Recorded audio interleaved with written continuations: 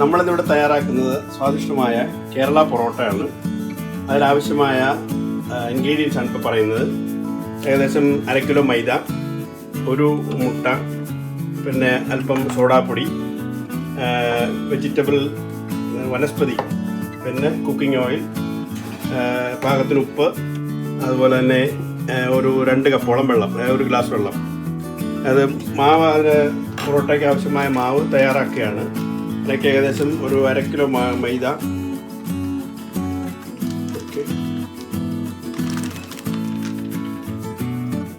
1/2 kilo മൈദ ഇട്ടു. അതിലേക്ക് അല്പം ഉപ്പ് ചേർക്കുകയാണ്. ഉപ്പ്, അതിനുശേഷം അല്പം നമ്മുടെ നാട്ടിലൊക്കെ സോഡാപ്പൊടി എന്ന് പറയും, ഇവിടെ ഗൾഫിൽ എന്താ പറയുക, ബേക്കിംഗ് സോഡ അല്ലെങ്കിൽ ബേക്കിംഗ് പൗഡർ എന്നാണ് പറയുന്നത്. അതിനുശേഷം മുമ്പ് പറഞ്ഞതുപോലെ ഒരു മുട്ട നന്നായിട്ട് ഉടച്ച്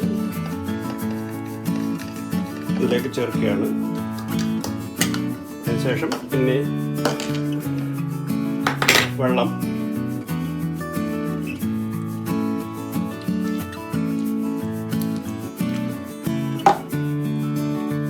ഇത് നന്നായിട്ട് യോജിപ്പിക്കണം.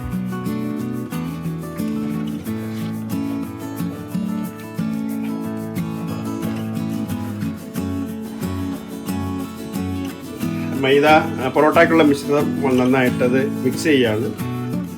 ഓക്കെ, അത് നന്നായിട്ട് കുഴയ്ക്കണം. നാടൻ ഭാഷ പറഞ്ഞാൽ നന്നായിട്ട് കുഴയ്ക്കണം, എന്നാലേ ഉള്ളൂ ഈ പൊറോട്ട നല്ല സോഫ്റ്റ് ആയിരിക്കും. എത്ര കുഴയ്ക്കുന്നോ അത്രയും പൊറോട്ട സോഫ്റ്റ് ആയിരിക്കും.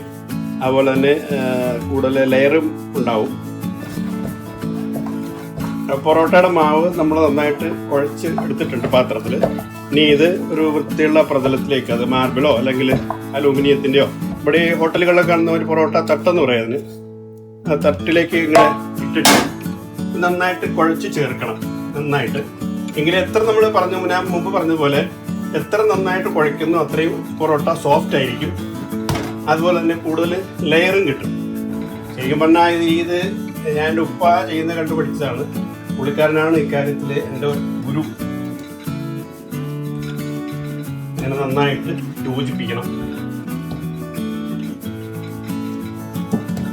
ഇപ്പോൾ ഏകദേശം ഒരു 10-13 പൊറോട്ടയ്ക്കുള്ള മാവുണ്ട്. കണ്ടില്ലേ, മാവ് തയ്യാറായിട്ടുണ്ട്. അതിനുശേഷം ഒരല്പം വെളിച്ചെണ്ണ, ഏത് കുക്കിംഗ് ഓയിൽ ഏതായാലും കുഴപ്പമില്ല.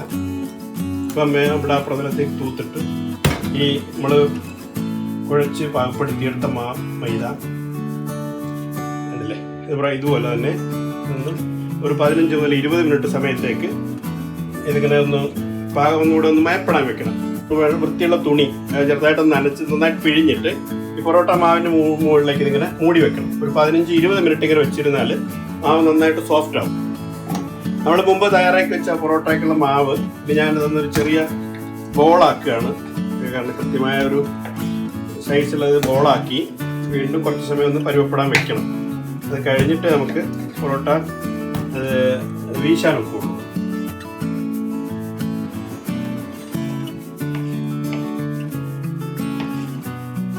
ഇപ്പോൾ നമ്മൾ ഓരോ പീസസ് എടുത്തിട്ട് ഇങ്ങനെ ബോളാക്കുകയാണ്. കണ്ടില്ലേ,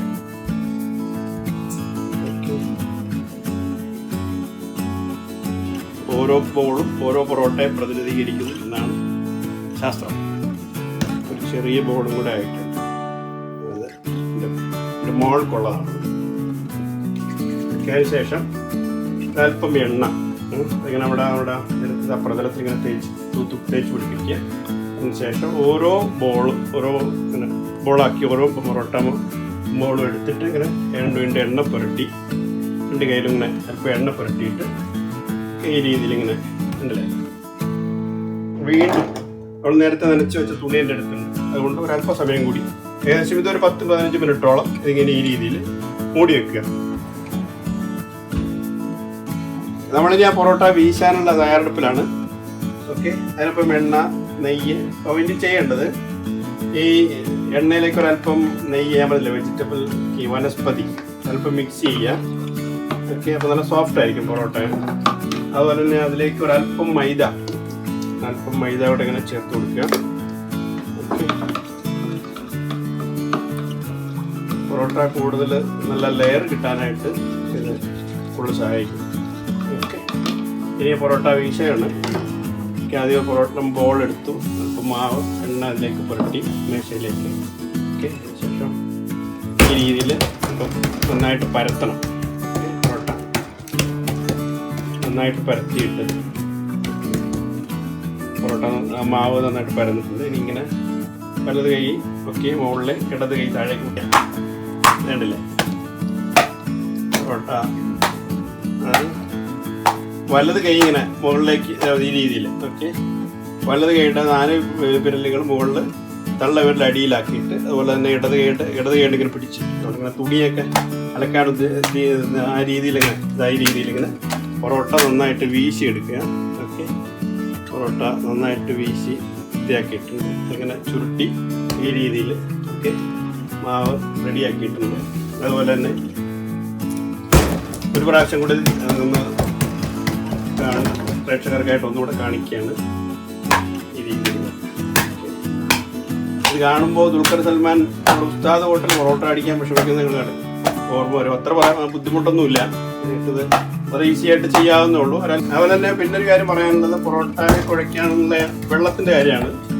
അപ്പം ചെറു ചൂടുവെള്ളം എന്നൊക്കെ ഞാൻ ചില വീഡിയോകളിൽ കണ്ടായിരുന്നു. ചെറിയ ചൂടുവെള്ളം എടുത്തു കഴിഞ്ഞാൽ പൊറോട്ട കൃത്യമായിട്ട് നമുക്ക് അങ്ങനെ ഒരു ലെയറിൽ കടകളിലൊക്കെ കിട്ടുന്ന പോലെ കിട്ടുകയില്ല. കാരണം പൊറോട്ട ചൂടുവെള്ളം ഒഴിച്ച് കഴിഞ്ഞാൽ മൈദ പെട്ടെന്ന് കട്ടിയാവും.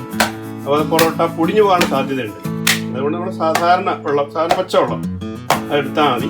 പച്ചവെള്ളമാണ് ഞാനിവിടെ ഉപയോഗിച്ചിരിക്കുന്നത്. അപ്പോൾ അതിങ്ങനെ പൊറോട്ട നല്ല കണ്ടില്ലേ. അങ്ങനെ നമ്മുടെ പൊറോട്ട എല്ലാം വീശി കഴിഞ്ഞു. പിന്നെ നമ്മളത് ചുടാനുള്ള തയ്യാറെടുപ്പിലാണ്.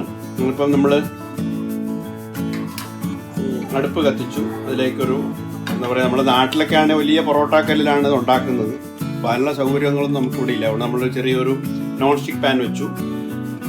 അതിലേക്ക് തീ കത്തിച്ചിട്ട് ചെറിയ ഫ്ലെയിമിൽ മതി. വലിയ ഫ്ലെയിം ആയി കഴിഞ്ഞാൽ പൊറോട്ട കരിഞ്ഞു പോകാനുള്ള സാധ്യതയുണ്ട്. ചെറിയ ഫ്ലെയിമിൽ പാനൊന്ന് ചൂടാവട്ടെ. ഇത്രയും ഫ്ലെയിം മതി. ശേഷം പാനിൽ നോൺ സ്റ്റിക്ക് പാനാണെങ്കിൽ എളുപ്പമുണ്ട്. അപ്പോൾ നമ്മൾ പൊറോട്ട ചുടാൻ തുടങ്ങുകയാണ്. നേരത്തെ വീശി വെച്ച ആ പൊറോട്ട മാവ് എടുത്തതിലേക്ക് അല്പം എണ്ണ കൂടെ ചേർത്തിട്ട് നന്നായിട്ട് പൊറോട്ട പരത്തുകയാണ്.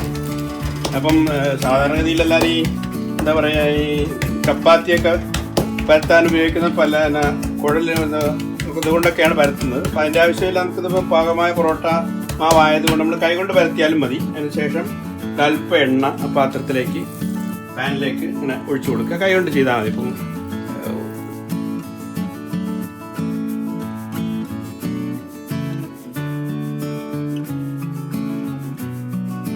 ചെറുതായ രീതിയിൽ ചെറിയ തോതിൽ എണ്ണ ഒഴിച്ചാൽ മതി. ഒഴിച്ചു ഇതാ പൊറോട്ട കല്ലിലേക്ക് പാനിലേക്ക് ഇട്ട് ഒരല്പം എണ്ണ ഇങ്ങനെ കൈകൊണ്ട് അങ്ങനെ പകർന്നു കൊടുക്കുക. ഇതവിടെ ഇരിക്കട്ടെ. അതിനുശേഷം നമുക്ക് പൊറോട്ട ഒന്ന് മറിച്ചിടാം. ഇത് ഒരുപാട് പ്രാവശ്യം മറിക്കുക എന്ന് ചെയ്യരുത്. മറിച്ച് കഴിഞ്ഞാൽ പൊറോട്ടയിൽ എണ്ണ വറ്റിപ്പോവും.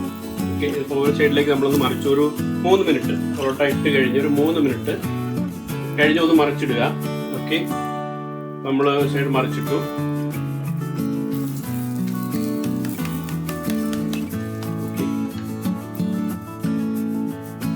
കിട്ടും. അതാ പൊറോട്ട റെഡി ആയിട്ടുണ്ട്.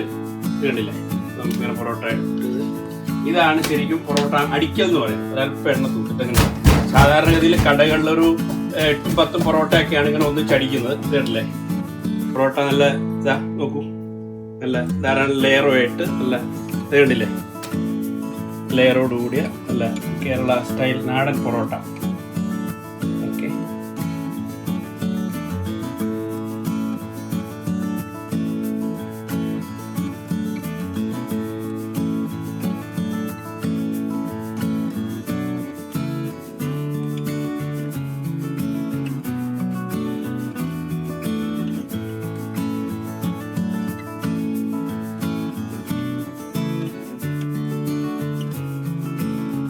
6 പൊറോട്ട തയ്യാറായിട്ടുണ്ട്. ഇവിടെ ചുട്ടെടുത്ത് വെച്ചിട്ടുണ്ട്. അപ്പോൾ നമ്മൾ കടയുടെ സ്റ്റൈലിൽ, കടകളെ നമ്മൾ കാണുന്നുണ്ടെങ്കിൽ കണ്ടില്ലേ, ഇങ്ങനെ ഒന്ന് നന്നായിട്ടൊന്ന് അടിച്ച് നല്ലത് കണ്ടില്ലേ, ലെയറായിട്ട് വന്നിട്ടുണ്ട്. ഇപ്പോൾ ഈ പൊറോട്ട കഴിക്കാനുള്ള പാകത്തിലായിട്ടുണ്ട്. ഇതിൻ്റെ കൂടെ വെജിറ്റേറിയൻ കറിയോ നോൺ വെജോ ഏത് വേണമെങ്കിലും ആകാം. ഞങ്ങൾ പുതിയതായിട്ട് ആരംഭിച്ചിട്ടുള്ള ഒരു ചാനലാണ്.